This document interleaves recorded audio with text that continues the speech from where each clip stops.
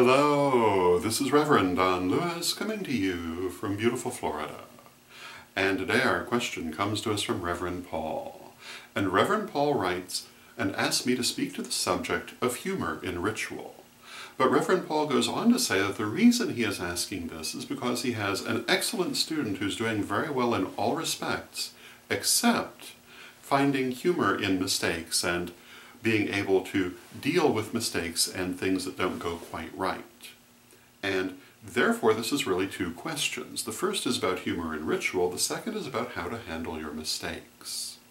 To the subject of humor in ritual, I think there are times when humor is a wonderful addition to ritual in a number of ways, but you have to also use it with a sensible hand. Humor can really move a ritual along in certain places if you have a light hand with humor, or it can totally disrupt the energy. And the only way to discover the difference between these things is experience. You kind of have to come to the point that you have a rapport with people in the ritual. And we're speaking, of course, about a group ritual, because we're talking about the people in the ritual, but you'll learn how to feel their energy, how to read their energy, and you'll learn how to know when humor is the best way to handle a situation. Very often, it will take a moment that might be tense or might be dragging and move it forward in a delightful way. But again, you do have to be careful not to do it in such a heavy-handed manner that you disrupt the energy. So it's a bit of a two-edged sword, but it can be really good. It's also worth pointing out that there are rituals which are all about humor and celebrate what might be called chaos energy or the chaos moment when all potential is possible. And when we speak of chaos, that's what we're speaking about. We're speaking about the absence of pattern. And because the pattern is absent, the potential can go in any direction. And of course, every moment that is the now moment is also a chaos moment, which is one of the reasons we can shape reality as we do. But again, certain rituals particularly reference this fact. One of the ones that I'm particularly fond of is Moose Mass. And I have for many years celebrated Moose Mass on occasions of the blue moon. And basically it involves the telling of very many humorous jokes to commemorate the fact that humor is an important part of the universe. And if you doubt that humor is an important part of the universe, look around you. You will quickly find evidence. But there are also things such as the chocolate ritual or the gummy bear ritual that you will see going around, and many other rituals that specifically reference humor, and this is not a new thing in paganism. You will find many things from antiquity and from traditional societies that do involve humor, sacred clowns, etc. as ways of referencing that energy of chaos in which established patterns can be broken and new things can be created, which is really what these rituals celebrate.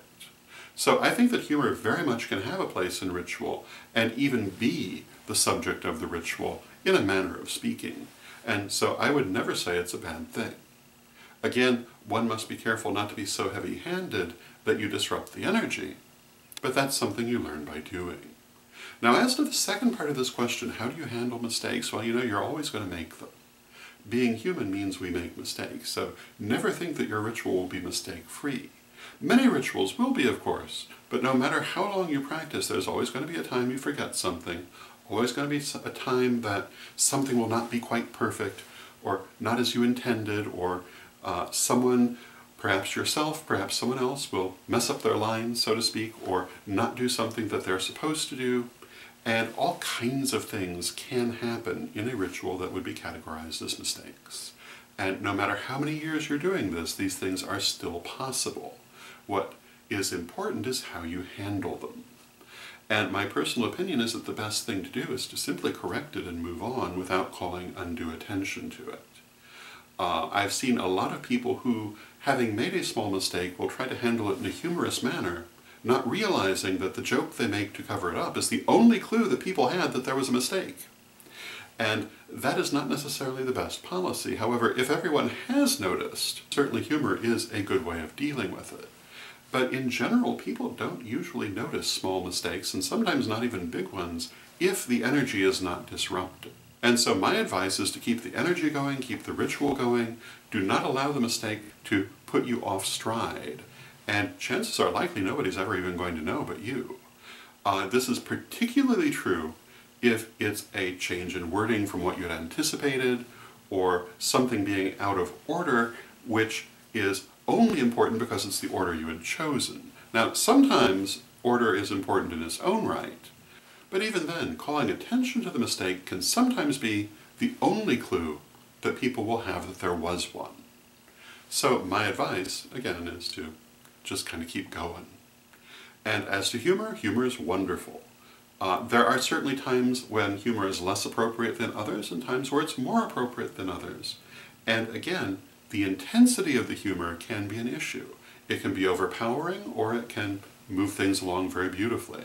And you learn this by doing, but it is not something that should be rigorously avoided, but rather can be embraced as part of your practice. So those would be my opinions on the subject. I hope you find them helpful, and until next time, may you blessed be.